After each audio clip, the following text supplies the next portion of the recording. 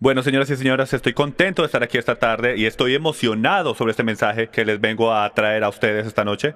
¿Cuántos de ustedes han pasado por sus vidas y pueden ponerle un punto en sus vidas? Un momento definidor en que tu vida cambió. Absolutamente te recuerdas el día, la hora, el olor en el aire y sabes qué tenías puesto, con quién estabas hablando, pero en ese momento tu vida cambió. ¿Cuántos han tenido esas experiencias? Levanten la mano el que le ha tenido esa experiencia. Cuando tu vida cambió. Le puedo sugerir a ustedes que si nunca han escuchado el mensaje que vengo a traerles esta tarde, si nunca han escuchado en lo que estoy a punto de ponerle en sus pies, si nunca han escuchado un mensaje en crisis de identidad, este momento puede ser el momento definidor que hace cambiar tu vida. Déjeme ponérselo de esta manera a ustedes esta tarde. Este fue mi momento definidor. Este fue el momento en que la vida de Jim Staley cambió cuando empecé a descubrir quién yo era. ¿Cuántos reconocen que 77% de todos los estudiantes de la universidad que claman el nombre del Mesías, 77% para el final de su primer año en la universidad, niegan el Mesías? Tuve la oportunidad de hablar con una de las cabezas ejecutivas aquí en St. Louis de Campus Crusade for Christ y me dijo, Jim, es mucho peor que eso. 77%, sí, tiene razón. 77% niegan el Mesías para el final de su primer año. Pero lo peor que eso es que el del restante 23%, 95% del restante 23% no te pueden decir con seguridad que si mueren pasarían la eternidad con el Padre. Señoras y señores, eso deja muy poca de nuestra juventud, la próxima generación, lo que llamamos la generación X y la generación Y, que no saben ni siquiera, no solo su Mesías, pero lo que su Biblia dice de su propia salvación.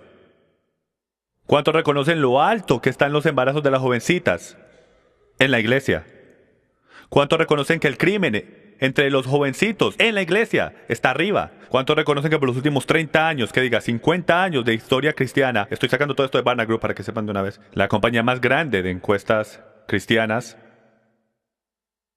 que la mayoría de los cristianos, perdón, por los últimos 50 años, por primera vez en la historia cristiana, por los últimos 50 años, la tendencia en las iglesias está por el suelo? La gente se está yendo de las iglesias en todo lado. ¿Por qué es esto? ¿Te hace sentido a ti que si la gente se está yendo de las iglesias en todo lado y nuestro sistema de gobierno está cada vez peor, alguien ve un paralelo correcto? Hay algo mal. Entonces lo que quiero proponerles a ustedes en este mensaje esta tarde es que tenemos que encontrar cuál el problema es. Pero antes de que hagamos esto, yo les hago una pregunta. ¿Alguno de ustedes te ha sentido así? Levante la mano.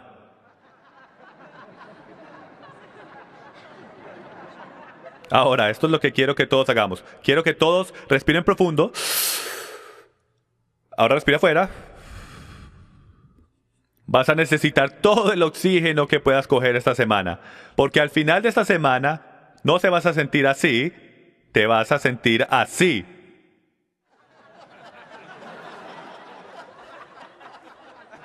No solo no vas a poder leer las señales, sino vas a saber exactamente para dónde coger.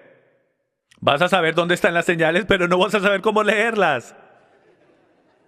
Y nuestro trabajo o deseo no es de confundirlos en ningún momento, pero cogemos muchos correos electrónicos mientras hacemos estas conferencias alrededor del país de una sobrecarga de información. Entonces, se ríen ahora porque nunca han venido a nuestras conferencias, pero esperen al fin de la semana cuando se sientan así. Pero les aseguro que aquí es donde todo comienza. ¿Cuántos reconocen que la mejor manera de saber cómo llegar de punto A a punto B es seguir un mapa? ¿Cuántos aquí están lo suficiente viejos para saber qué es un mapa? Porque mi generación nunca ha visto uno, ¿ok? Yo soy la generación antigua X, la generación Y antes de mí no sabe ni siquiera qué es un mapa de papel. Todo es GPS, ¿verdad? Y los mapas te hablan a ti hoy en día. ¿Puedes creer eso? La debería pagar, ya no la aguanto. Siempre me dice que vaya en círculos, una izquierda, una U. ¡Ya hice una U! Entonces, para el fin de esta semana queremos que sepa, queremos que haga una cosa. Mira a las señales. porque están en camino. Y si solo abres tu mente este fin de semana, y especialmente durante este mensaje, te prometo que el Espíritu Santo va a empezar a moverse en tu corazón y a recalibrar el idioma en las señales, porque muchas veces de pronto uno dice, ves por un camino y siempre toda tu vida has cogido por otro. ¿Ok? Entonces téngame paciencia mientras que caminamos por este mensaje, porque algunos de ustedes van a estar sorprendidos y hasta en shock, y hasta por lo que hemos escuchado, con la boca abierta a este mensaje. Y tengo que decirles de una vez que esto no es mi mensaje, esto viene directo de las Escrituras. Entonces, si estamos de acuerdo que vinimos acá porque queremos entrar en más profundidad en las Escrituras, entonces llegamos a un lugar donde reconocemos que estamos en una crisis. Estamos en una crisis. Y como estamos en una crisis, tenemos que descubrir por qué estamos en la crisis, descubrir qué nos trajo a la crisis y encontrar la manera de salir de la crisis. Entonces, este mensaje está titulado Crisis de identidad, ¿quién soy yo?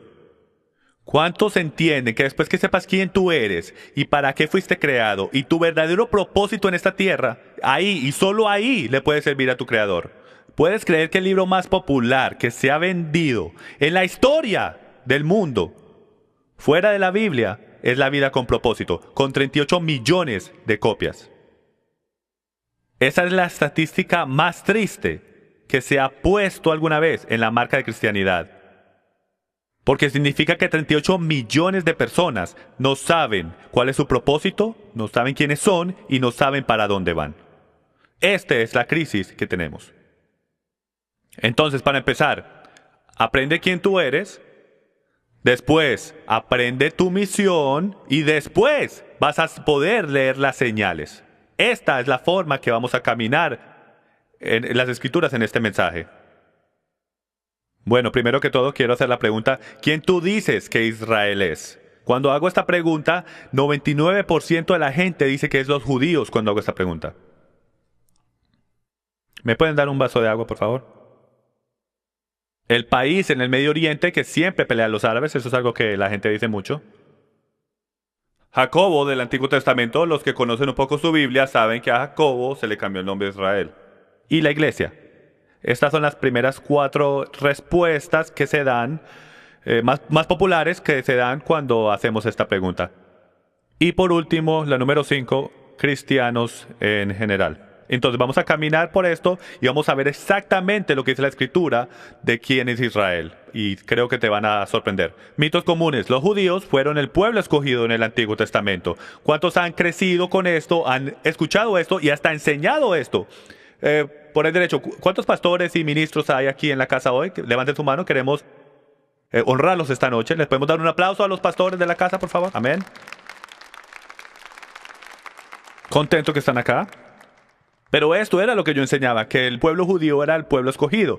Y para mí siempre fue un poco incómodo porque en verdad no entendía cuando decía pueblo escogido, en verdad exactamente qué significaba pueblo escogido. Si todavía son escogidos hoy en día y cómo cuadra eso, si no creen en Jesús, pero el pueblo judío son escogidos. Algunos de ustedes mejor ignoraba el tema, no lo quería tocar con un palo de 10 pies. Esta noche lo vamos a tocar. La Torá y la ley fueron entregadas a los judíos. Esto es otro mito muy mal interpretado que drásticamente va a cambiar la forma que tú lees tu Biblia. Estos mitos que el enemigo ha propagado por los últimos 2000 años. Y número 3, la Pascua que Jesús celebraba junto con los otros días festivos de la Biblia que los discípulos cumplían eran celebraciones judías. Esta es la respuesta número 1 que la gente me da cuando les digo, hey amigo, amo los días festivos, los cumplo allá hace unos años, han revolucionado la vida de mi familia, no sé ni cómo existía sin ellos, son así de increíbles, todo se trata del Mesías. Y me dicen, tú guardas esas celebraciones, esas son celebraciones judías, ¿no? ¿Cuántos han escuchado eso? Son celebraciones judías, ¿verdad? Bueno, verdad y no verdad, nos vamos a dar cuenta esta noche. Entonces déjenme les hago una pregunta que está en los talones de esta pregunta. ¿Cuántas tribus estaban en la base de la montaña Sinai cuando los mandamientos fueron dados? Todas las 12 tribus. La próxima pregunta lógica de hacer es, ¿cuántas de esas eran judías? Una tribu. Una tribu era judía. ¿Qué hace? Da la pregunta, ¿dónde están el resto? Porque si fueron dados a todo Israel, todas las 12 tribus, entonces no pueden ser judías porque no sería justo. Los judíos no pueden ser dueños de los días festivos porque solo son una tribu. Y vamos a entrar en más profundidad a esto mientras caminamos en este mensaje. Y aquí están todas las 12 tribus: Rubén, Simeón, Leví, Zebulón, Isaacar, Dan, Gad, Naftali, Benjamín, Aser, Judá y José. Y nos vamos a enfocar en esos dos mientras caminamos por la Biblia. La bendición del primogénito fue partida entre dos. Escuchen, esto es un mensaje por lo general de 1 hora y media y lo voy a tratar de condensar entre 4 horas. Va a ser un poco difícil para mí, entonces discúlpenme si hablo un poco muy rápido. Bueno, nos vamos a adelantar en las escrituras hasta la bendición, cuando Jacob va a bendecir a su hijo y le da la bendición del primogénito. Por lo general, la bendición del primogénito se le da solo a una persona, al primer nacido. ¿Cuántos reconocen que en las escrituras que Yahweh no le interesa el linaje del primer nacido?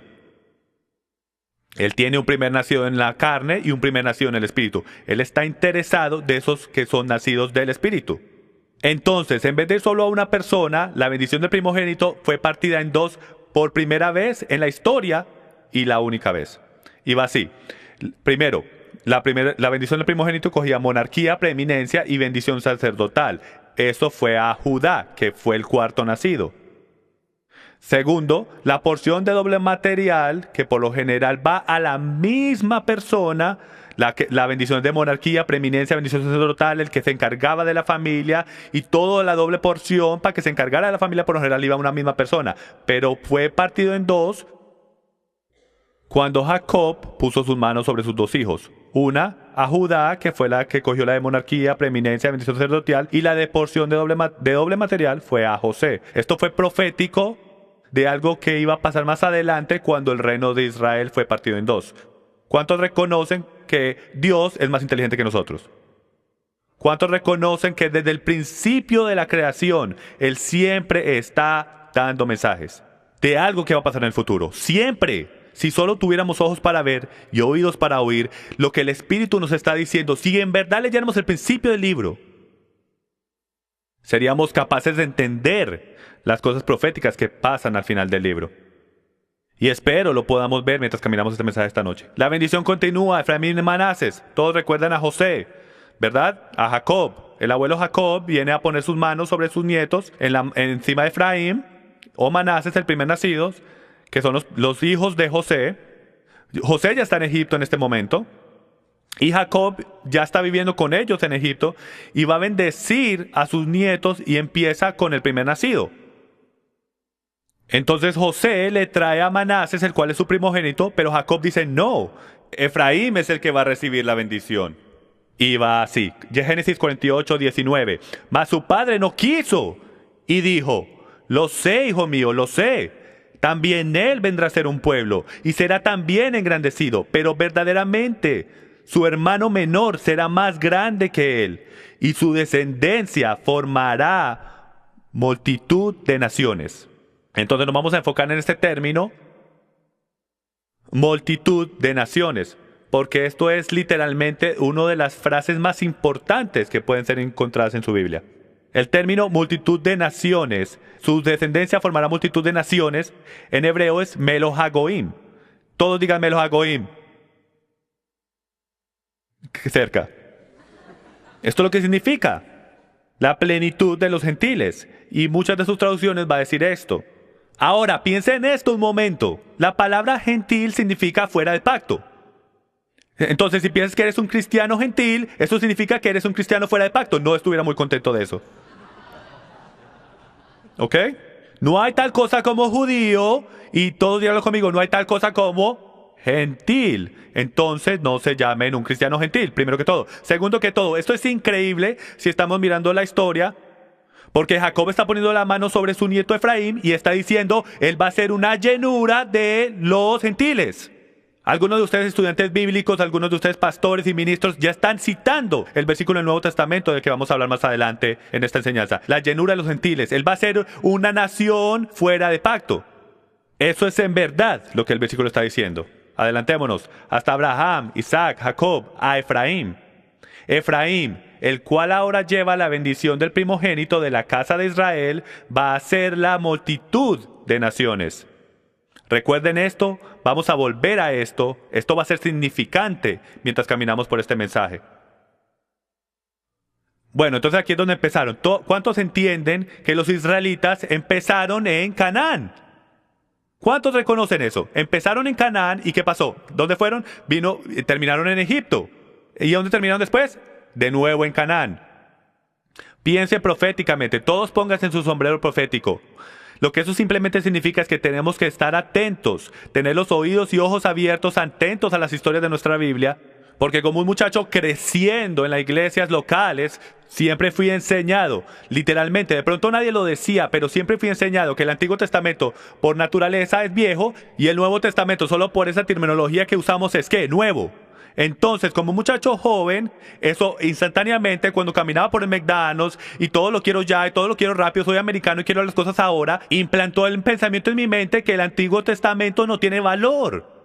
Pero cuando empecé a descubrir el principio del libro, empecé a descubrir que cada historia que está en la Biblia es sobre mí, mi Mesías y cuándo Él va a regresar. Solo tengo que escuchar y tengo que ver. Entonces, la historia cuando empezaron en Canaán es la misma historia cuando empezaron en el Edén. ¿Y qué pasó? Vino el enemigo, los cogió, los puso en atadura, los volvió esclavos en tanto grado que tuvieron que llamar a su Dios, llorarle a su Dios. Y a algún punto en ese futuro, literalmente fueron sacados de Egipto a la tierra prometida de nuevo. Señoras y señores, empezamos en el Edén. Empezamos en Canaán, la tierra prometida. Después vino el enemigo, nos sacó. Hemos estado en Egipto por los últimos 6.000 años. Pero en algún punto, bien pronto creo yo, el Mesías va a volver. Yahshua, el mismo Josué, Yahshua, el que nos llevó de la mano a la tierra prometida, nos va a volver a llevar de nuevo a la tierra prometida. ¿Puedo coger una amén a eso? ¡Qué bien! Si todo es profético. Y mientras caminamos el mensaje, creo que lo vas a poder ver.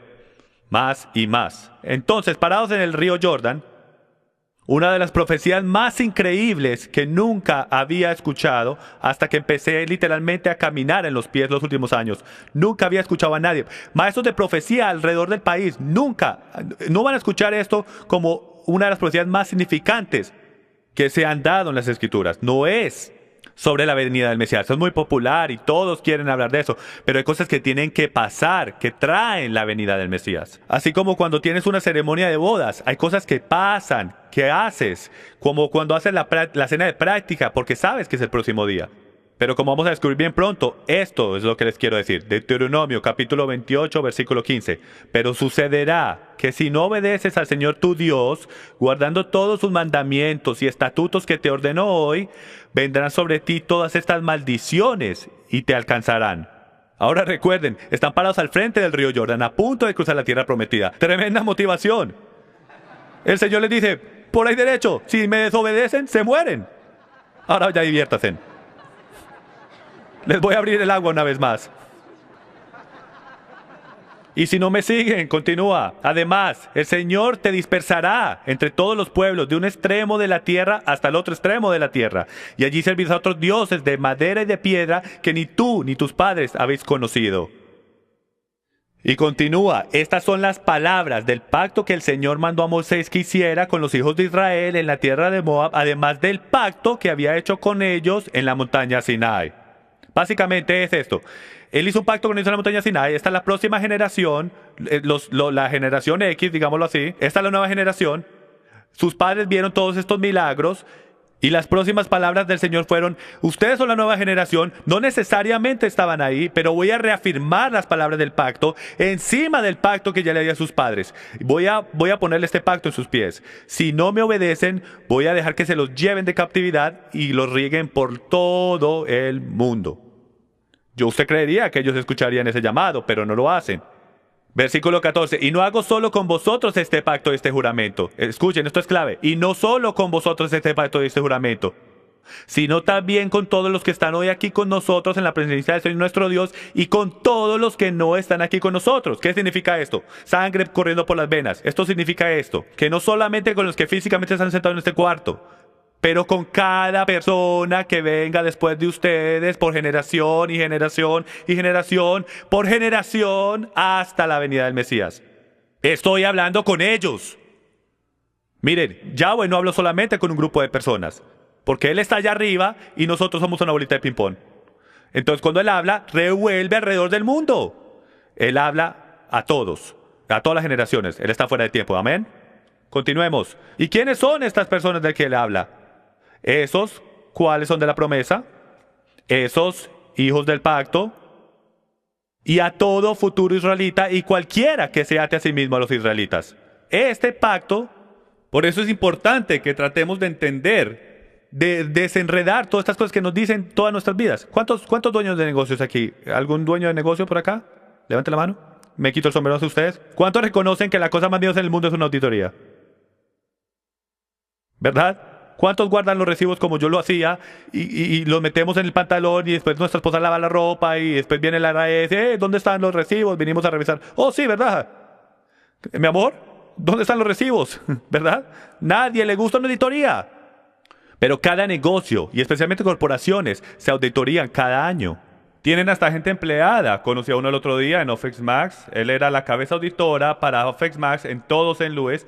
Y su trabajo era asegurarse que todo estuviese completamente en orden y trabajando como debe trabajar. Y si alguna cosa tiene que cambiar, lo cambian. Puedo hacer una pregunta: ¿cuándo fue la última vez que nosotros, cristianos, como gente religiosa alrededor del mundo, cuándo fue la última vez que nos hicimos una auditoría?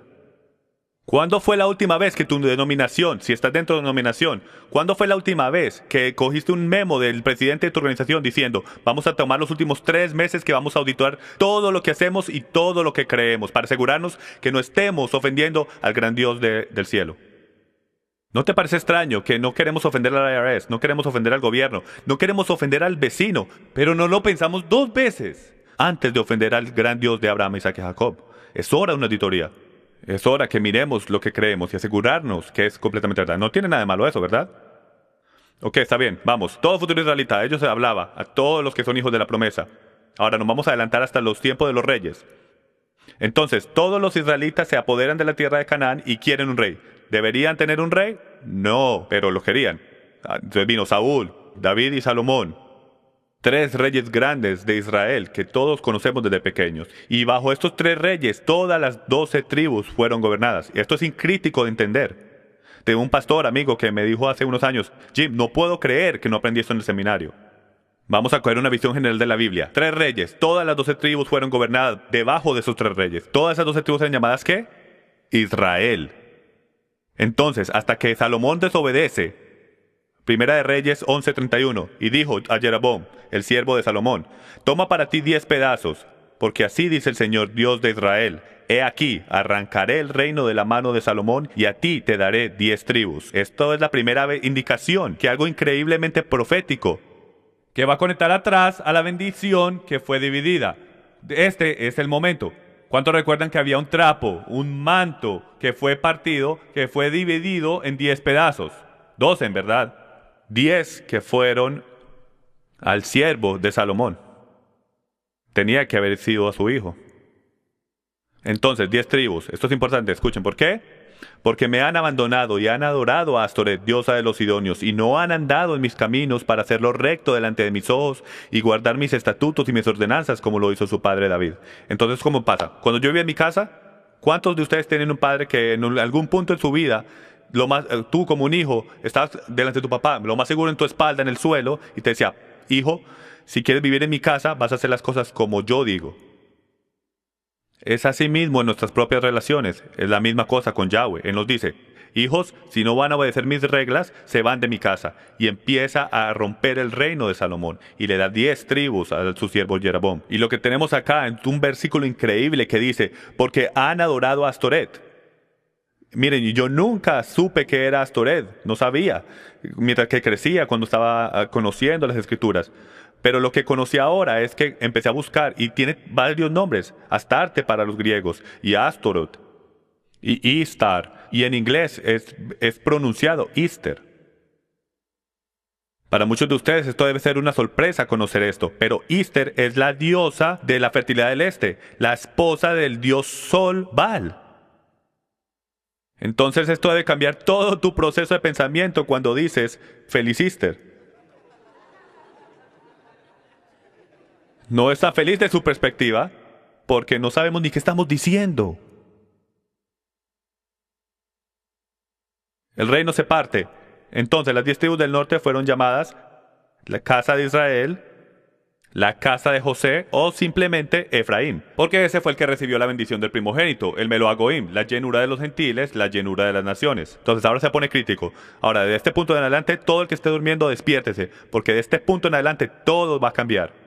El reino del norte fue llamado la casa de Israel, la casa de José o simplemente Efraín. Las dos tribus del sur fueron llamados la casa de Judá, porque Judá recibió la bendición del primogénito. Entonces estaban compuestos básicamente por Judá y Benjamín. Y aunque habían tribus que vivían en los dos lados de la frontera, la mayoría de las tribus en el sur eran Judá y Benjamín. Por eso se llamó la casa de Judá en el sur y la casa de Israel en el norte. Entonces el norte fue advertido, y por su constante desobediencia al pacto que les fue entregado a Adán, después a Noa, después a Abraham, y finalmente por escrito por parte de Moisés, ellos fueron tomados cautivos por el rey de Asiria alrededor del año 722 BC. Él les advirtió. Este fue el momento en el río Jordán donde les dijo, tengan cuidado, si no me obedecen voy a dejar que los rieguen por todas las naciones. Este fue el principio de ese momento. Después Judá también quiso jugar al desobediente y fue tomado cautivo por Babilonia por 70 años en el 586 BC. Y casi todo el mundo está familiarizado con eso. Pero después de 70 años, ¿qué pasó? Casi toda la casa de Judá empezó a regresar y empezaron a reconstruir Jerusalén. Entonces, divididos ellos caen. Cuando por fin los dejaron regresar, casi todo Judá regresó de Babilonia. Pero el reino de la casa del norte de Israel nunca regresó. Se asimilaron entre las naciones. Fueron llevados en captividad por Asiria y empujados a las 4 esquinas del mundo conocido en ese tiempo, que eventualmente son las 4 esquinas del mundo hoy. Nunca volvieron. Entonces déjenme les tiro esto ahora mismo para que respondamos la pregunta original de quién son los judíos hoy en día. La única razón por la cual tenemos el pueblo judío hoy en día es porque el reino del sur volvió. Si ellos no hubieran vuelto de la captividad, señoras y señores, ustedes no estuvieran sentados en este cuarto esta noche. ¿Pueden creer eso? No tuviéramos ni una Biblia para mirar si ellos no hubieran vuelto de la captividad. Entonces, déjenme hacerles una pregunta. ¿Dónde está Aser, Neftali, los danitas, todas las otras tribus? ¿Dónde están? No existen hoy en día porque nunca volvieron de la captividad. ¿Cuántas tribus estaban en la base de la montaña de Sinai cuando los mandamientos fueron dados? 12. Pero literalmente solamente la casa de Judá existe hoy en día. Por eso es que Israel está asociado y conectado con los judíos. Y como nosotros, y no estoy diciendo nada malo, son los hechos de la vida, no estamos enseñados a leer el principio del libro. Entonces asumimos que el Antiguo Testamento fue escrito a los judíos y el Nuevo Testamento a los cristianos. Eso es lo que asumimos. Pero eso no es lo que la Biblia dice. La Biblia dice que fue escrita a todo Israel. Solo que 10 no volvieron. Entonces las 10 tribus del norte fueron tomadas cautivas y dispersas por toda Siria. Al pasar de los años se asimilaron entre las naciones y se volvieron exactamente, como dijo la profecía de Efraín, que se volvían como el Melo Agoim, la llenura de las naciones, se volvieron igual que los gentiles. Es una sorpresa, cuando entremos en el Nuevo Testamento lo van a ver. 2 capítulos después, y sucederá que cuando todas estas cosas hayan venido sobre ti, la bendición y la maldición que he puesto delante de ti, y tú las recuerdes entre todas las naciones a donde el Señor tu Dios te haya desterrado, y vuelvas al Señor tu Dios, tú y tus hijos, y obedezcas su voz, conforme a todo lo que yo te ordeno hoy, con todo tu corazón, y con toda tu alma, y con toda tu mente, y con toda tu fuerza. Entonces el Señor tu Dios te hará volver de tu cautividad, y tendrá compasión de ti, y te recogerá de nuevo de entre todas las naciones a donde el Señor tu Dios te haya dispersado. Entonces lo interesante aquí es que no podemos decir que esto es Egipto. Egipto ya pasó. ¿Eso no suena bien parecido? O sea, yo pusiera dinero si no supiera que él está hablando de una profecía de ellos entrando a Egipto y volverlos a sacar, pero eso ya pasó. Esto es en el río Jordán. Él está hablando en un tiempo futuro, cuando ellos van a ser llevados en captividad y van a ser regados por toda la tierra. Pero si ellos regresan, esta es la profecía, señores y señores, que les quiero decir esta noche. Si ellos regresan, esto es antes de la venida del Mesías, para que sepan de una vez. Si ellos vuelven al pacto, todos estos israelitas que no se conocen, si vuelven al pacto, y ahí, solo ahí, Él tendrá compasión de ti. ¿Cuántos recuerdan en Reyes donde dice, sí, mi pueblo? ¿Cómo dice? Sobre el cual es invocado mi nombre. Se humillan y oran y voltean de sus caminos malos. ¿Cuál es la parte siguiente? Entonces oiré de los cielos y sanaré su tierra. ¿Cuántos se dan cuenta que Él solamente está hablando de un grupo de personas en ese versículo? En ese capítulo, es aquí, el reino del norte de Israel. Los que se fueron de su Dios. Sí, mi pueblo, ese pueblo. En contexto, el reino del norte. Gente que nadie sabe quiénes son. ¿Eso no es extraño? ¿Una profecía sobre gente que ni siquiera conocemos? Y si alguno ha sido desterrado hasta los lugares más lejanos debajo del cielo, de allí el Señor tu Dios te recogerá y de allí te hará volver. Y el Señor tu Dios te traerá a la tierra que tus padres poseyeron, y tú la poseerás, y Él te prosperará y te multiplicará más que a tus padres. Además, el Señor tu Dios circuncidará tu corazón y el corazón de tus descendientes, para que ames al Señor tu Dios con todo tu corazón, y con toda tu alma, y con toda tu fuerza, y con cada célula en tu cuerpo, a fin de que vivas. Reconozcan que este es el milenio del que está hablando. Punto antes de la venida del Mesías. Está profetizado que vamos a volver al pacto, y ahí, y solo ahí, Él va a tener misericordia de nosotros porque seremos limpios y puros delante de Él. Él no va a tener una esposa sucia a su recámara. Él nos tiene que purificar primero. Por eso es que pasaron 40 años en el desierto, señores y señores. No entraron instantáneamente a la tierra prometida. ¿Por qué? Porque salieron de Egipto, pero todavía tenían mucho Egipto dentro. Es tiempo que el Señor nos empiece a explicar a todos que tenemos mucho Egipto adentro y es hora de sacarlo. Entonces déjenme les hago una pregunta. ¿Ha pasado esto ya? El reino del norte de Israel, la llenura de las naciones, millones y millones de personas, ¿las ha traído ya Él a la tierra? Esto no ha pasado. Esto no ha pasado. Entonces debe ser un evento en el futuro. Durante el tiempo del Nuevo Testamento, la mayoría todavía sabían a qué tribu pertenecían y vivían al otro lado del río Eufrates, según el historiador Josefus. Josefos era un historiador del primer siglo. Ellos sabían, ellos existían en la tierra. Durante el Nuevo Testamento, cuando Yahshua estaba caminando por la tierra y enseñando, teníamos la tribu de Judá, la casa de Judá, los judíos en el tiempo controlaban el pacto, y todos los israelitas fuera de pacto, del reino del norte, que no los dejaban entrar al pacto, y les voy a explicar más adelante por qué, pero todos ellos vivían mientras que estaban siendo regados por todo el mundo todavía, vivían afuera, al otro lado del río Eufrates. Pero durante los últimos 2000 años perdieron completamente su identidad como la casa de Israel, cumpliendo totalmente la profecía. Cumpliendo completamente la profecía. Perdidos entre las naciones. ¿Quién es este, señoras y señores? Es una gran foto. Es un gran pastor entre sus ovejas. Este es nuestro Mesías, señoras y señores. Esto es lo que usted no ve en el mundo espiritual. Él está buscando a sus ovejas perdidas. Esto es todo lo que Él hace. Todos los días. Está tratando de recoger sus ovejas perdidas y traerlas a casa. Lo cual trae la pregunta, ¿quiénes son las ovejas? ¿Cuántos reconocen si no han escuchado nuestra enseñanza de la gran auditoría de la iglesia? Estoy sacando una nueva, definiendo términos bíblicos, porque si no definimos las palabras de las Escrituras como están escritas, las vamos a volver a definir. Pablo estuviera revolcándose en su tumba si supiera las definiciones de las palabras que le hemos dado. Tenemos que definir la Biblia como está escrita. ¿Cuántos reconocen que hay dos cosas que no existían en el primer siglo? La iglesia del primer siglo, como es hoy en día, la iglesia como es hoy en día, y el Nuevo Testamento. El Nuevo Testamento no existía. Lo que significa es que, como cuando Pablo dice en 2 de Timoteo, que toda escritura es inspirada por Dios y útil para enseñar, para redarguir, para corregir, para instruir en justicia. Que toda esa palabra, toda escritura ahí no puede significar el Nuevo Testamento. Yo creo que el Nuevo Testamento es escritura, pero eso no es lo que él está diciendo. Lo que él se refería era ¿qué? Al Tanakh, el Antiguo Testamento, o lo que él llamaba las escrituras hebreas, o las escrituras.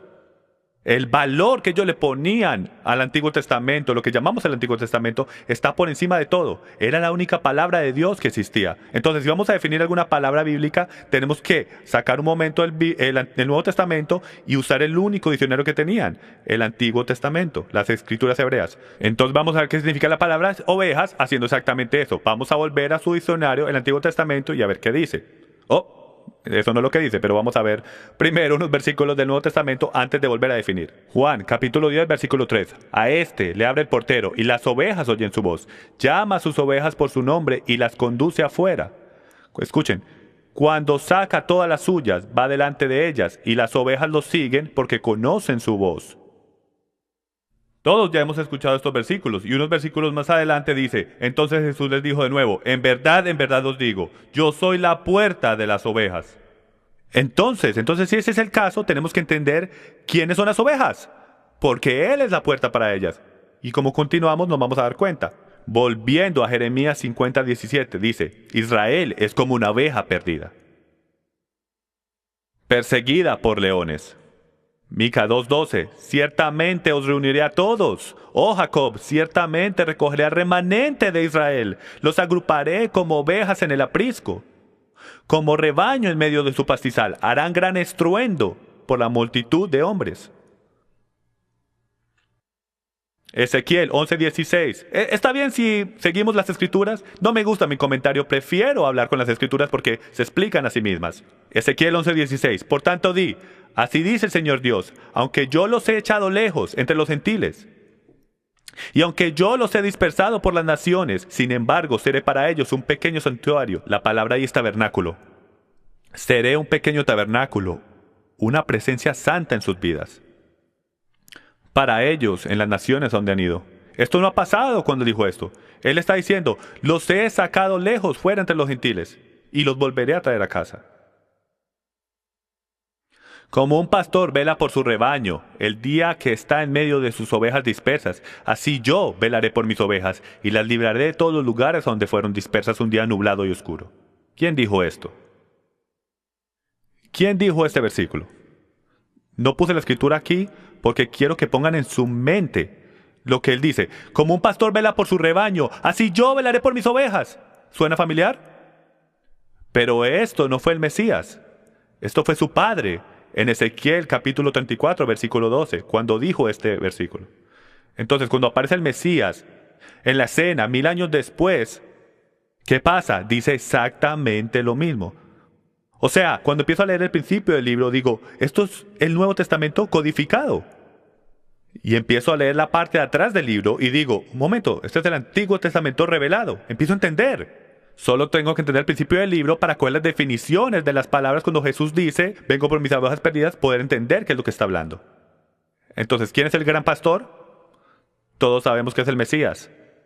Entonces ahora, mientras caminamos y descubrimos todas estas cosas que nuestras Biblias están hablando, tenemos que entender las características que las escrituras hebreas dicen de la casa de Judá. Esto es increíble. Empecé a buscar todas las escrituras sobre la casa de Judá y estas son las características de nuestro hermano del sur. Número 1, tienen la ley de Dios, Génesis 49:10. Número 2, negarían al Mesías. Número 3, no perdieron su identidad porque volvieron después de la cautividad. Número 4, son llamados los que están cerca. Daniel capítulo 9, versículo 7. Los que están cerca, dice. Y esas son las características de la casa de Efraín. Y esto es cuando empieza a decir, wow, esto es increíble. Te empieza a pintar el cuadro. La casa de Israel son de las 10 tribus del norte. Fueron dispersas entre todas las naciones después de su cautividad. Viven entre los gentiles, o sea, 8:8. Se han olvidado el nombre de su Dios. Y pausé. Jeremías capítulo 23, versículo 27. Lo puede buscar usted mismo. Y literalmente dice que el reino del norte de Israel, sus pastores le iban a enseñar otro nombre para su Dios. Decimos, bendito sea el nombre del Señor. Y más de 80% de las personas que dicen esas palabras no nos pueden decir el nombre de su Dios. Estoy aquí para decirles que es Yahweh. Estamos volviendo a entender el llamar el nombre de nuestro Señor. Hay un nombre para nuestro Señor, nuestro Adonai. Él tiene un nombre, se nos ha olvidado. Son gente con riqueza, Génesis 49:22. No conocen o entienden la ley de Dios y no la cumplen. Yo sabía que no me iban a creer, entonces se las puse. O sea, capítulo 8, versículo 10, hablando del reino del norte. Aunque alquilen entre las naciones, ahora las juntaré, y serán afligidos un poco de tiempo por la carga del rey de los príncipes. Le escribí las grandezas de mi Torá, y fueron tenidas por cosa extraña. Yo no sé ustedes, pero cuando alguien usa la palabra Torá, yo lo primero que digo es legalismo y atadura. Hasta que descubrí que en hebreo significa instrucción y ahora sí estoy en problemas. Todos tenemos instrucciones. Si usted tiene instrucciones para sus hijos, usted tiene Torah en su casa. Todos tenemos Torah en la casa. Tenemos mucha Torah en mi casa. Todos tenemos Torah. Tu esposa tiene Torah para ti.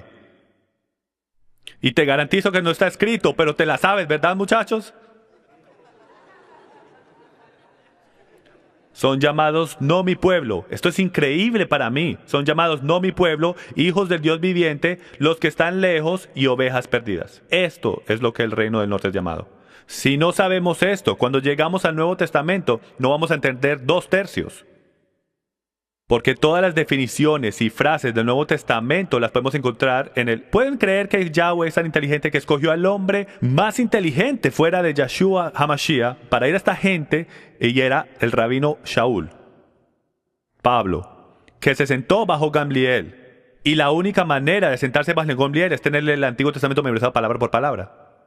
Entonces te sorprende que el Señor que escoge al hombre que conoce las Escrituras para poder ir afuera, debatir las Escrituras y ir a la gente fuera de pacto y traerlos a casa. No es una sorpresa. La mayoría de ellos cuando sean recogidos vendrán del oeste. Y esto me sorprendió. Eso es lo que dice, lo puedes ver por ti mismo. Osea capítulo 11, versículo 10. La mayoría vendrán del oeste. Entonces, ¿dónde están las 12 tribus en el Nuevo Testamento? Porque por lo que vemos por lo general es gentiles, judíos, pero ¿en dónde están las 12 tribus? Aquí están. Primera de Pedro 1:1. Lo has leído 1000 veces, pero te apuesto a que nunca lo habías leído de esta manera. Pedro, apóstol de Yeshua HaMashiach, los expatriados de la dispersión en el Ponto, Galacia, Capadocia, Asia y Bitinia, elegidos según el preconocimiento de Dios Padre. ¿Escuchó lo que dijo Pedro? Los expatriados, la palabra en hebreo es gois. A los gentiles dispersos por todo Ponto. Y después dice a los elegidos. Dos cosas que quiero decir. La palabra Galacia ahí, ya sabemos que hoy en día el libro de Gálatas fue escrito ¿a quién? A esos dispersos, el reino del norte. Habían mucho israelita del reino del norte que se asentó en Galacia. Y eso lo sabemos por hecho hoy en día.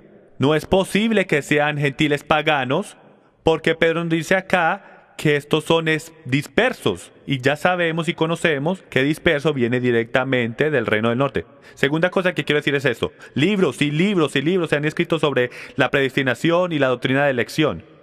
Y se los voy a resolver en 10 segundos planos. Dios escogió su pueblo y lo eligió. Se fueron lejos de su palabra, se fueron de sus mandamientos, los regó por todas las naciones y los predestinó a volver. Hecho, ahí tienen la versión de 10 segundos.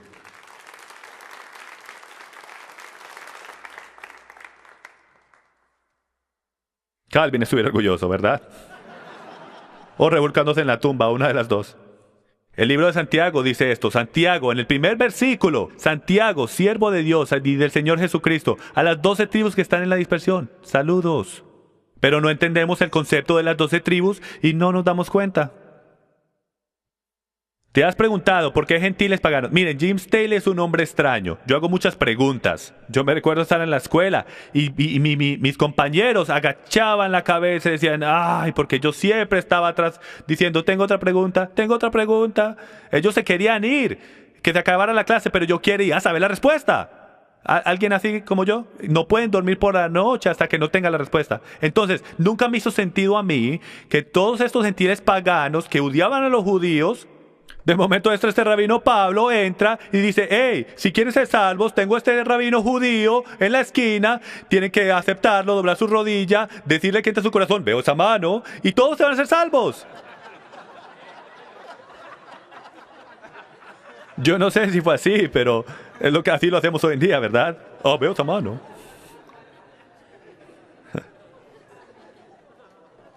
No me hagan olvidar mi punto, ¿ok?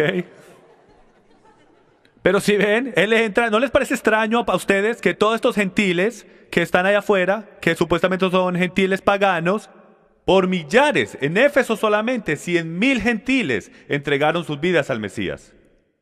¿Tiene esto lógica? Ni siquiera les agradan los judíos, hasta los consideran inseguros, ellos tienen suficientes dioses. ¿Y de momento doblan su rodilla a este mensaje del Evangelio? ¿O eran las nuevas buenas mejores de lo que pensábamos? Vamos a descubrir. Porque no eran gentiles paganos. Miren, hay dos tipos de gentiles de los que hablan las escrituras, lo que tenemos que tener cuidado y analizar. Los primeros son los gentiles paganos y los segundos son los gentiles israelitas, los que fueron profetizados, que iban a ir a las naciones y volverse la llenura de los gentiles, que iban a caminar entre los gentiles, que iban a perder su identidad y iban a volver en los finales tiempos. Amos 9:9, porque aquí yo daré un mandato y zarandearé a la casa de Israel entre todos los gentiles. O sea, están en las casas de los gentiles. Israelitas griegos. Esto lo saqué del Nuevo Testamento en Juan capítulo 7. Nunca había leído este versículo de la manera que Yeshua nos lo da. Entonces Jesús dijo, por un poco más de tiempo estoy con vosotros. Después voy al que me envió. Me buscaréis y no me hallaréis. Y a donde yo esté, vosotros no podéis ir. Y la respuesta que los discípulos le van a dar, te va a sorprender. Porque ellos sabían algo que nosotros no sabemos. Y como nosotros no lo entendemos, no reconocemos el poder cuando lo dice. Lo dice así. Esta es la respuesta. Decían entonces los judíos entre sí, ¿a dónde piensa irse este que no lo hallemos? ¿Será acaso que quiere irse a la dispersión entre los griegos? Ahí está, a enseñarle a los griegos. No está diciendo hablar a los paganos gentiles, está diciendo, ¿no va a ir a la casa de Israel que está viviendo con los gentiles, con los griegos, con la dispersión? No, él no haría eso. Están sucios. Cornelio. La gran mayoría de los cuales Pablo predicaba eran las 10 tribus del reino del norte, la casa de Israel, gentiles israelitas. Está en las escrituras, tenemos que ver bien para encontrarlo. Pero cuando lo vemos nos damos cuenta que siempre ha estado ahí. Romanos 9:24, es decir, nosotros a quienes también llamó no solo de entre los judíos, sino también entre los gentiles, como también dice, no sé, a los que no eran mi pueblo llamaré pueblo mío, y a la que no era amada, amada mía. Y acontecerá que en el lugar donde les fue dicho, vosotros no sois mi pueblo, allí serán llamados hijos del Dios viviente. Cuando Pablo hace referencia a un versículo, ¿cuántos reconocen que no podemos sacarlo fuera de contexto? Y el rabino más inteligente fuera de Yeshua HaMashiach, en mi opinión humilde, fue el apóstol Pablo. Y él no lo va a sacar fuera de contexto. Él no va a sacar versículos del aire y sacándolos de contexto. Él sabe que Osea capítulo 1 habla sobre el reino del norte que cae entre los gentiles y en el mismo lugar donde se les dijo fuera de pacto, en ese mismo lugar, van a volver y van a ser llamados hijos del Dios viviente. Romanos capítulo 2, porque cuando los gentiles que no tienen ley hacen por naturaleza lo que está en la ley, estos, aunque no tengan ley, son ley para sí mismos, mostrando la obra de la Torá escrita en sus corazones. Esto es un estudioso de la Torá, señoras y señores, no es un cristiano. Espero esto no los ofenda. Él era un creyente mesiánico, basado en la Torá. La gente los llamaba cristianos y están bienvenidos a ese título, pero la realidad es que él entendía el principio del libro. Él sabía la misión de su Mesías. Jeremías 31:33, uno de los versículos más populares en toda la escritura, dice esto. Pero este es el pacto que haré con la casa de Israel después de aquellos días. ¿Con quién? Con la casa de Israel. Pondré mi ley en sus mentes y la escribiré en sus corazones. Búsquenlo en hebreo, señoras y señores, se sorprenderán a lo que la palabra ley está ahí en hebreo. Es Torah lo que está poniendo en nuestras mentes y escribiéndolo en nuestros corazones. Y yo seré su Dios y ellos serán mi pueblo. ¿Cuál es el objetivo directo de esa oración? Es su ley. Porque como dice Bill, si no tienes algo que te sostenga, te vas a caer.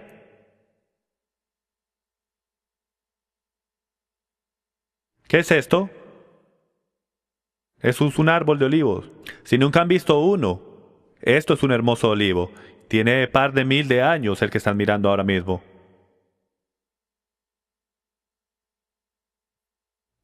La foto del olivo. ¿Qué es el árbol del olivo? Romanos capítulo 11, todo se trata sobre el olivo y apunta a Jeremías capítulo 11. Hablando de todo Israel, las 12 tribus juntas en contexto. El Señor te puso por nombre olivo verde, de hermoso fruto y de bella apariencia, pero a la voz de un fuerte estrepito hizo que se le prendieran fuego y se quebraron sus ramas. ¿En cuántas piezas? 2. En 2 piezas se quebró. Continuemos, vamos a volver después. Entonces ahora tenemos esto en este lado.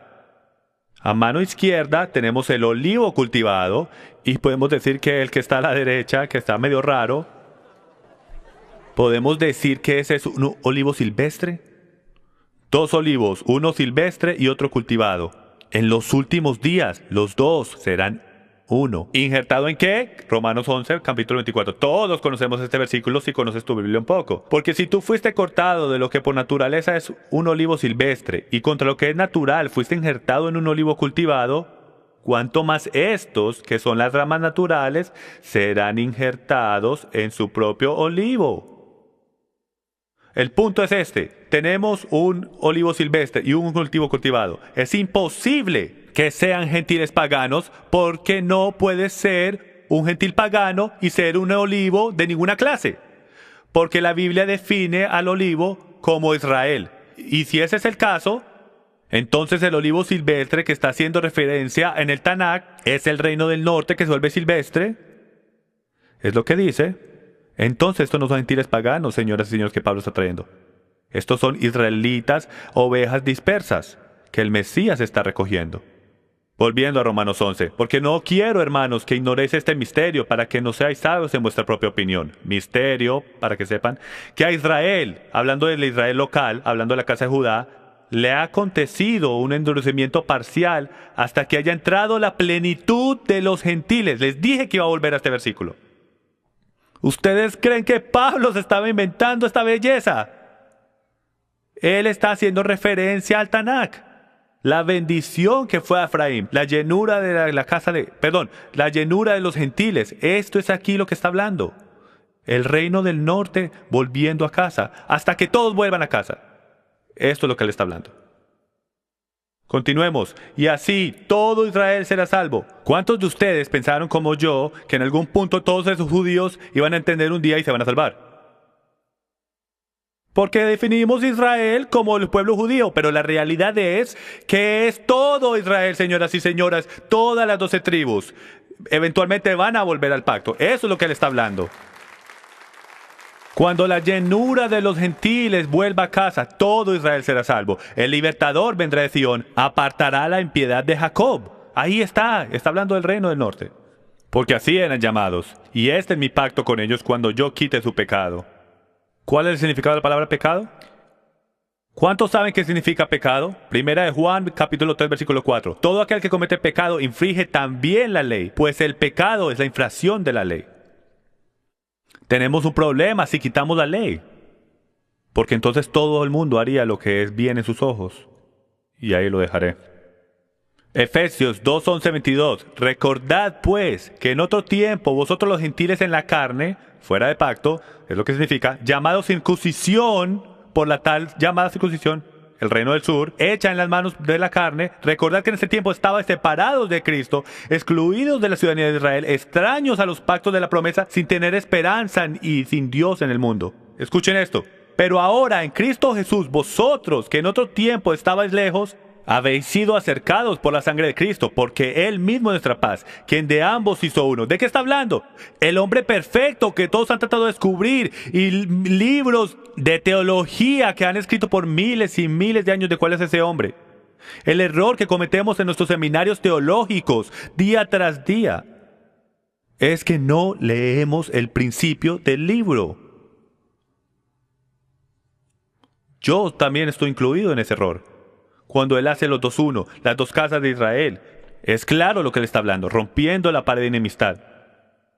Miren esto, uno de los versículos más mal interpretados de toda la Escritura. Y mañana les voy a dar los primeros 10. Aboliendo en su carne la enemistad, la ley de los mandamientos expresados en ordenanzas, para crear en sí mismo de los dos un nuevo hombre, estableciendo así la paz. Jim, ahí está diciendo que ya no hay que hacer los mandamientos. ¿Estás seguro que eso es lo que está hablando?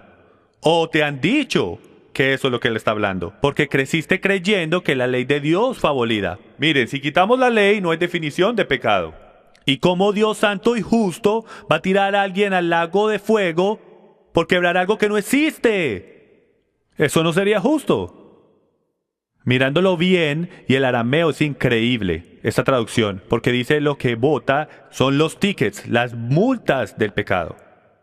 Las ordenanzas que están escritas en contra tuya. Cuando pecas, hay un libro de hechos, dice la Biblia, y van ahí para el día del juicio. Todas esas multas que te pusieron, así como por velocidad cuando vienes para acá. Esas multas fueron las que fueron pegadas a la cruz. Esa fue la maldición que fue abolida. Él se hizo la maldición por nosotros. Y para reconciliar con Dios los dos en un cuerpo por medio de la cruz, habiendo dado muerte en ella la enemistad. Los judíos, el reino del sur, odiaba al reino del norte porque estaban fuera de pacto. No podían entrar y ser parte de lo que estaban haciendo los judíos en esos tiempos. No podían. Por eso es que los judíos hicieron una pared de separación de 3 pies para mantener a los gentiles al otro lado de la pared. Se tenían que convertir completamente al judaísmo solamente para que los dejaran entrar al templo. Eso era lo que Cornelio estaba en el proceso de hacer en Hechos 10. Efesios 2:17, y vino y anunció paz a vosotros que estabais lejos, y paz a los que estaban cerca. ¿Alguien se recuerda de dónde escuchamos eso hace poco? ¿Suena familiar? ¿Qué tal Isaías 57? Vamos a decirlo. He visto sus caminos, pero los sanaré, lo guiaré y le daré consuelo a él y a los que con él lloran, poniendo alabanza en los labios, paz, paz al que está lejos y al que está cerca. El contexto sugiriendo que el reino del norte, lejos, Judá volvió. Yahweh tiene un plan para los dos reinos. Efesios 2, ya estamos terminando. Porque por medio de él, los unos y los otros, tenemos nuestra entrada al Padre en un mismo espíritu. ¿A qué? Al reino de Dios, señoras y señores, al reino de Yahweh. ¿Recuerda cuando los apóstoles preguntaban, ¿viniste a restaurar el reino? ¿De qué estaban hablando? El reino del norte. Ellos sabían, los judíos sabían que la única forma que iban a poder destruir a sus enemigos era si el reino del norte volvía a casa. ¿Por qué? Porque habían muchos más de ellos que los que habían en el sur. Así pues, ya no sois extraños ni extranjeros, hablando del reino del norte. Ya no sois extraños ni extranjeros, sino que sois ciudadanos de los santos y sois de la familia de Dios. Yo antes tomaba eso como que gentil pagano, soy de afuera, voy a entrar. No, en contexto, como estamos viendo, está hablándole específicamente al reino del norte. Las ovejas dispersas, los que una vez fueron dispersos y ahora van a tener acceso al pacto. Y cuando les diga a los que no conocen la Torá, cuando les muestre por qué, se van a quedar con la boca abierta, la razón por qué Yeshua vino. ¿Por quién vino el Mesías? Yeshua dice esto. Juan capítulo 10, versículo 16. Tengo otras ovejas que no son de este redil, hablando de la casa de Judá. A esas también me es necesario traerlas y oirán mi voz, y serán un rebaño con un solo pastor.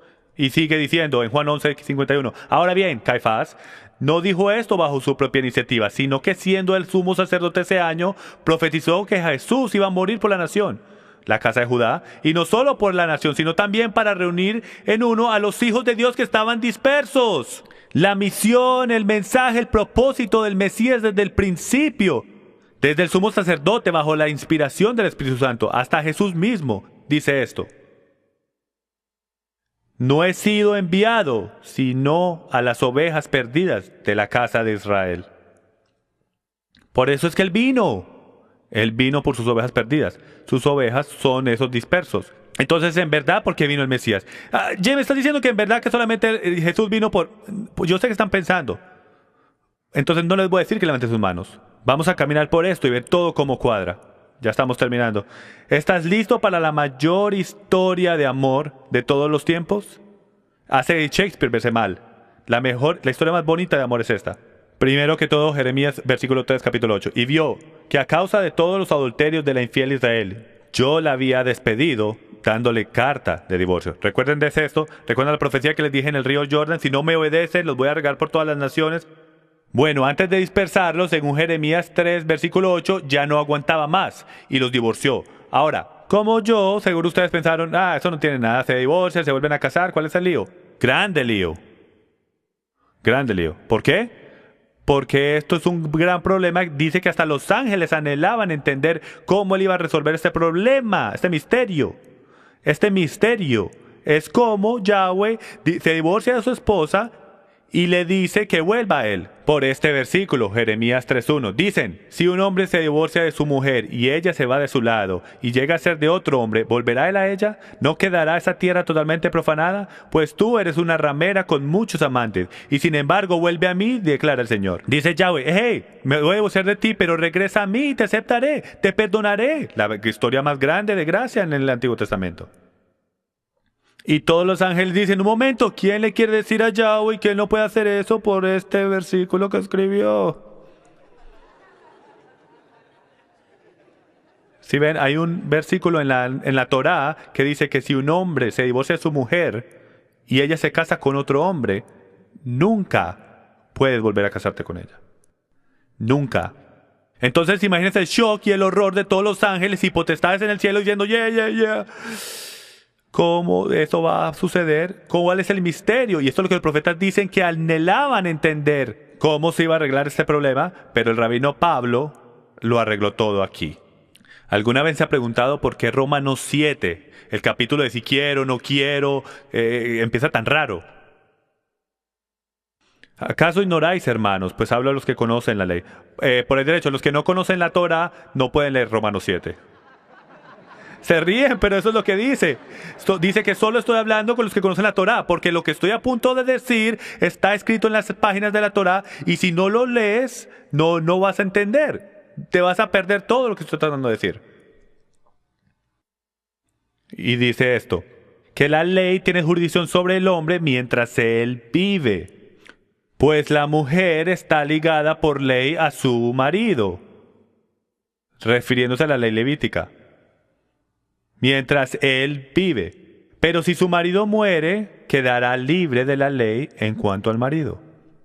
En otras palabras, ya no será llamada adúltera. Continuemos. Así que, mientras vive su marido, será llamada adúltera si ella se une a otro hombre. Pero si su marido muere, queda libre de la ley. No de toda la ley, de esa ley. De modo que no es adúltera, aunque se una a otro hombre. Por tanto, hermanos míos, también, escuchen lo que Pablo está diciendo. Por tanto, hermanos míos, también a vosotros se os hizo morir a la ley. ¿De quién está hablando? Está hablando del reino del norte. Lo podemos ver por el contexto. Está hablándoles a ellos diciéndoles, ya murieron a la Torá por el cuerpo de Mesías para que se puedan casar con otro. En particular a esa ley. Ya lo definimos. Ya moriste a esa ley. Ya no aplica para ti más. Ya no eres llamado un adúltero. Así te puedes casar con otro, a aquel que se levantó de entre los muertos. Esto les va a cuadrar. Señoras y señores, el novio ha muerto por su novia. Denle un aplauso. Gracias, Señor. Piensa por esto un segundo.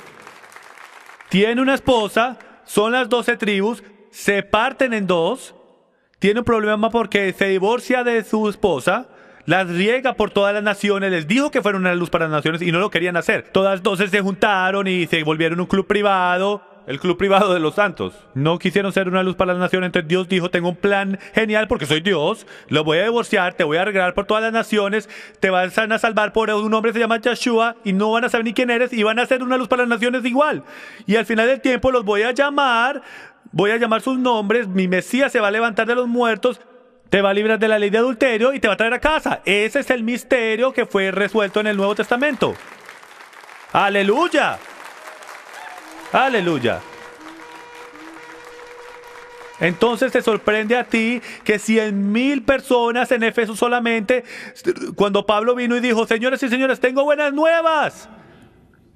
Pueden volver al pacto porque el Mesías pagó por tu pecado, te libró de la ley de adulterio y todo lo que tienes que hacer es seguirlo a él.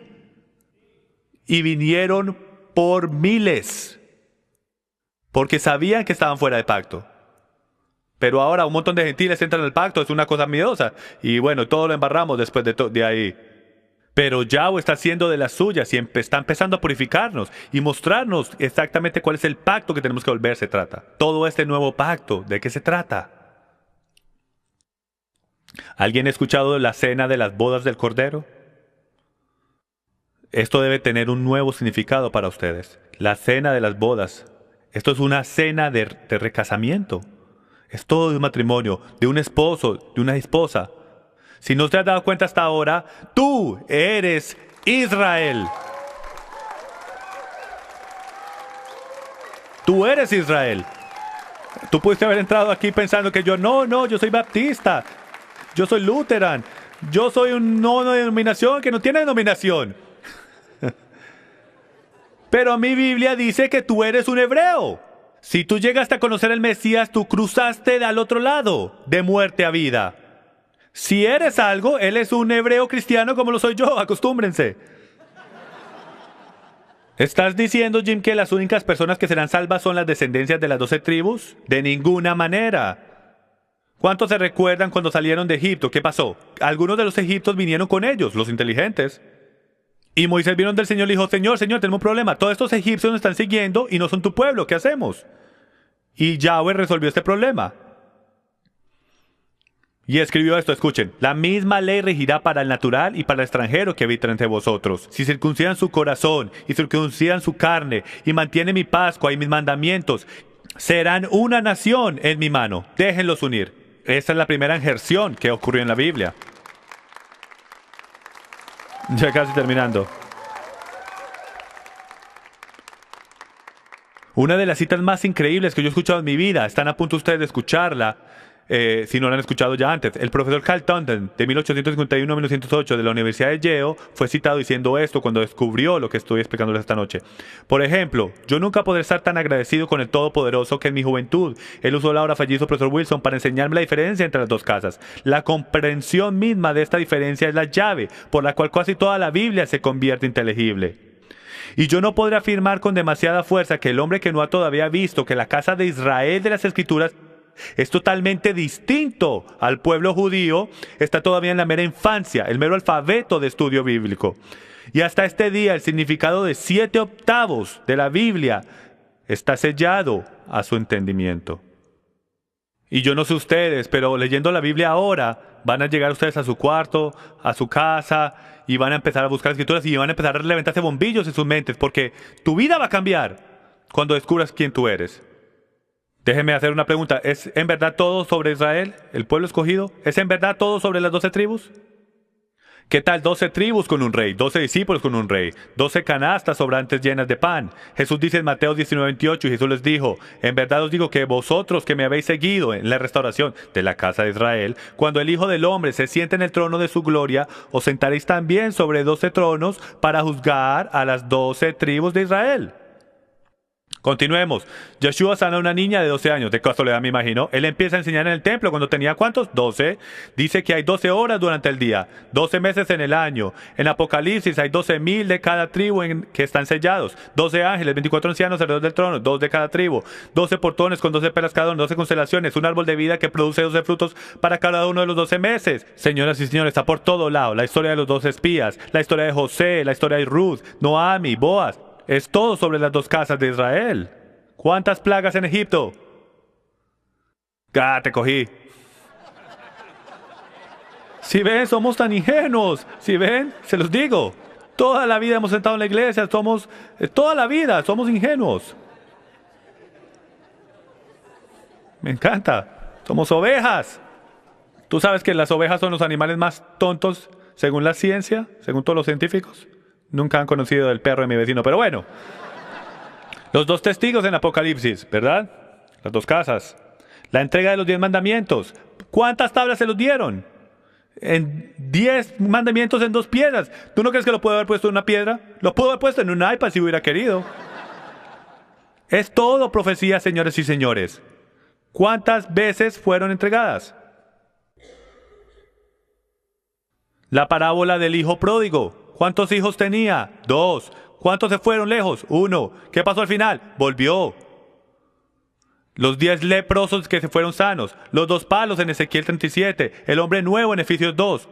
Puedo estar aquí por 4 horas, señores y señores. Es todo sobre Israel. El mejor ejemplo es este. Cheryl, ¿puedes subir a la tarima un segundo? Quiero que vean esto. Porque no hay mejor ejemplo que este para poder ver de qué en verdad se trata su Biblia. Esta es mi mejor mitad. Bueno, la realidad ella es todo. Mi esposa Cheryl. Párate detrás de mí. Esto es el Edén, señoras y señores. Adán y Eva juntos.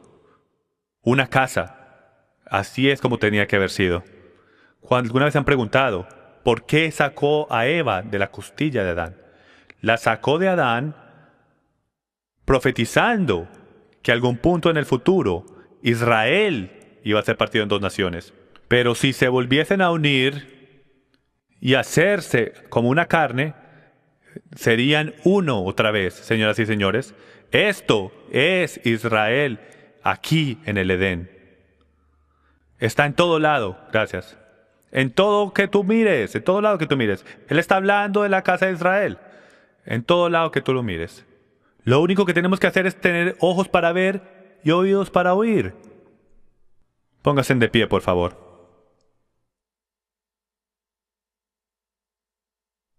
Señoras y señores, tenemos un Dios. Su nombre es Yahweh.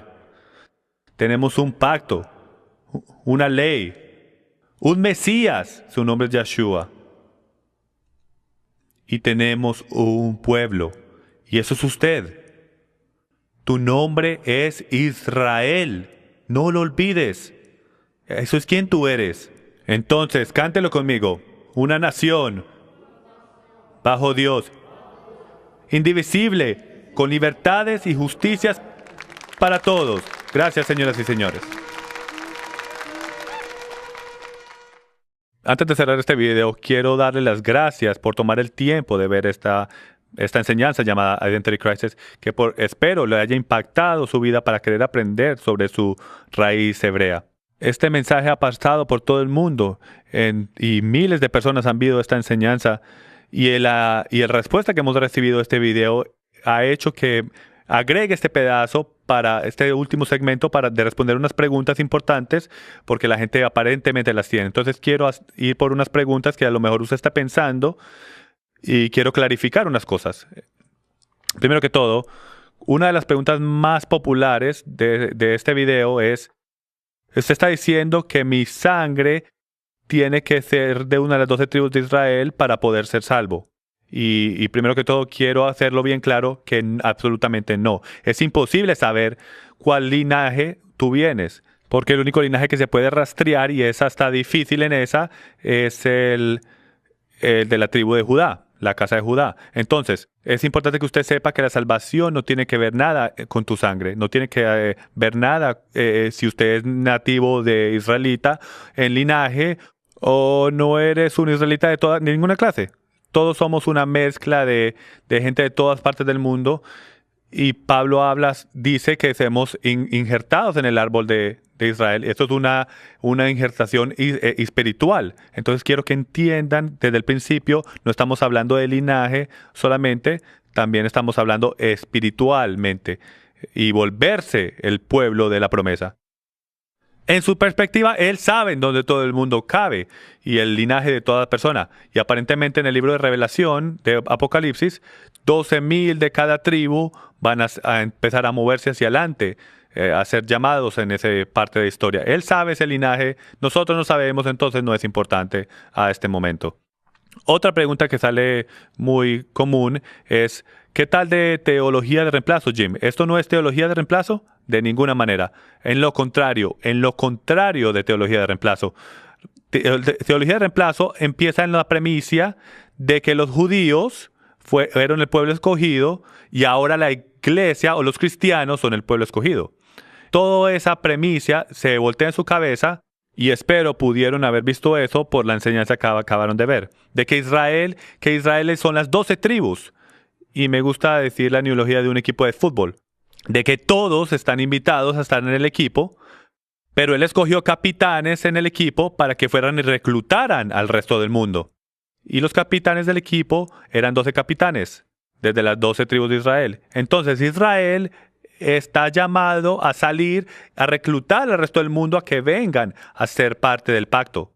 Entonces, teología de reemplazo no tiene nada que ver con nosotros reemplazando al pueblo judío, porque el pueblo judío es simplemente nuestro hermano del sur. Sus ojos, según Romanos 11, sus corazones están endurecidos y están cegados al evangelio. Entonces, mientras que el resto de los eframitas, el reino del norte, lo que llamamos en inglés los gentiles, la llenura de los gentiles, el Melo Agoim, cuando ellos empiecen a entrar al pacto, o sea, mientras que empezamos a entrar al pacto, la segura que le entró a Judá empieza a caer y ellos empiezan a coger celo. Lo que nos trae a mi próxima pregunta, que viene muy seguido, es que ¿qué hago ahora que sé que soy un hebreo? Cuando te empiezas a dar cuenta, porque tienes tanta ansia en tu corazón por Israel, el pueblo judío, es porque eres su hermano del norte. Somos hermanos.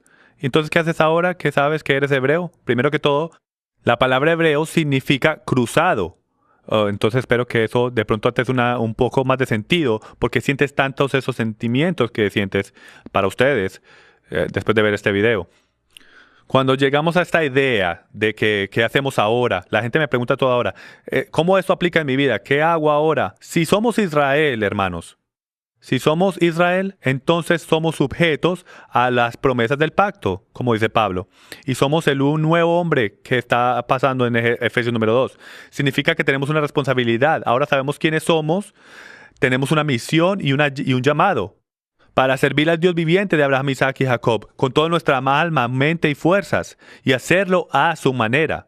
Entonces, los voy a exhortar a cada uno de ustedes que empiecen a aprender el pacto. ¿Qué es este pacto que nuestros ancestros conocían y que se llamaba la Torá? ¿Y cómo trabaja? Y es relevante hoy en día. Cómo nosotros, como creedores en Jesús, Yeshua el Mesías, podemos traer a cualquier judío a celo cada vez que salimos, dañamos el Sabbat, comiéndonos un sándwich de jamón y profanando todas estas cosas que ellos dicen, que la Biblia dicen que son santas.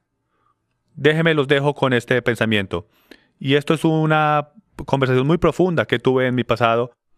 En mi pasado conocí a un abogado judío aquí en St. Louis, uno de los más grandes apologistas, defensores de judaísmo aquí en St. Louis. Viajaba a todas las sinagogas y les enseña cómo combatir cristianos usando su Nuevo Testamento y probando que su Jesús no es el Mesías. En esa conversación empecé a explicarle a él lo que yo en verdad creía. Y se quedó sorprendido porque nunca había escuchado de alguien que creía en Jesús, que mantenía los días festivos, que guardaba el Sabbat, que entendía las leyes dietéticas, que creía que Jesús guardaba el Torah. En esta conversación me dijo, Jim, te voy a decir el secreto por qué los judíos no creemos en Jesús, tu Mesías. Y en ese momento empecé a pegar el teléfono bien duro contra mi oído, porque no veía la hora de entender la respuesta de por qué los judíos, cuál es el secreto de por qué no creen en Jesús. Se ve tan claro para el resto de nosotros de que Él es el Mesías. Entonces me dijo, Jim, es porque nosotros leemos el principio del libro. Ustedes leen en la parte de atrás del libro. El principio del libro nos dice que el Mesías es la Torá. Y el Mesías viene a enseñarnos cómo mantener las instrucciones de Dios. Su Jesús, ustedes piensan que vino a eliminar el libro de instrucciones, y eso por defecto lo descalifica como el Mesías. Mientras los ojos se me llenaban de lágrimas, empecé a reconocer la profundidad de lo que estamos cogiendo en este mensaje, en este concepto de crisis de identidad. Porque mientras Yahweh empieza a llamar al reino del norte, de nuevo a casa, de todas las 4 esquinas del mundo, y empecemos en verdad a entender el pacto, y empecemos a ver la bendición en cumplir los días festivos, cumplir el Sabbat, empezar a hacer cosas bíblicas y cosas, pero esta vez por el Espíritu de Yeshua, por el poder del Espíritu Santo. Y cuando eso pase, el pueblo judío va a ver a todos estos creyentes en Jesús, Yeshua, haciendo cosas bíblicas, como dice la Escritura, que ellos piensan que son de ellos. Pero nosotros somos sus hermanos y ellos son el nuestro. Y cuando ellos vean eso y el poder, las cosas milagrosas que hace la Escritura, entonces se van a poner celosos y va a empezar a crear un diálogo entre ellos y nosotros. Y como dice la Escritura, todo Israel será salvo. Entonces los quiero dejar con esta escritura, Romanos capítulo 8, versículos 6 al 8, y quiero exhortarlos a que lo miren en su casa. Es uno de los versículos más poderosos en el Nuevo Testamento que nos habla del corazón del hombre y si deberíamos vivir por la carne o por el espíritu. Dice, por la mente puesta en la carne es muerte, pero la mente puesta en el espíritu es vida y paz. Ya que la mente puesta en la carne es enemiga de Dios, es enemistad contra Dios. La mente carnal es odio contra Dios y después nos define lo que carnal es, porque no es sujeta a la Torá de Dios, a la ley de Dios, pues ni siquiera puede hacerlo. Y los que están en la carne no pueden agradar a Dios. Sin embargo, vosotros no estáis en la carne, sino en el Espíritu, si en verdad el Espíritu de Dios habita en vosotros. Pero si alguno no tiene el Espíritu de Cristo, él tal no es de él. Entonces, en este pasaje define vivir en la carne como no perseguir la Torá, la ley de Dios. Viviendo en el Espíritu es mantener la Torá por el espíritu de Yeshua. Y eso es la diferencia, señoras y señores, que cambia el antiguo pacto al nuevo pacto. De que tenemos un nuevo sumo sacerdote y ahora podemos hacer lo que el Padre dice porque tenemos el espíritu del Padre viviendo dentro de nosotros. Y su ley escrita en nuestros corazones. Deseamos agradarle cumpliendo sus mandamientos, como dice 1 Juan 5. Los dejo con esto. Los exhorto a que vuelvan a ver este video, analicen cada versículo, miren en contexto, no crean nada de lo que yo digo, véalo usted mismo en su propia Biblia. Y por último, la gente me pregunta, ¿usted qué recomienda que vea después de este video? Les recomiendo que vean el video Caso por el Pacto. Es un video en el cual voy básicamente por cada versículo en la Biblia que habla sobre la segunda venida del Mesías y su ley. También tenemos la gran auditoría de la iglesia. Es uno de los videos más poderosos que tenemos aquí. Son 6 horas, muy estudioso, versículo por versículo para esos que son estudiantes bíblicos y te da la oportunidad de caminar por cada versículo de lo que estamos hablando hoy aquí, sobre la ley de Dios y sobre Pablo y todos los versículos malentendidos. También tenemos un versículo por versículo de Gálatas, de Romanos y muchos más. Pero estos son los que más te van a ayudar para empezar a ustedes que son estudiantes. Gracias de nuevo por acompañarnos aquí en Passion for Truth Ministries. Soy Jim Staley. Shalom.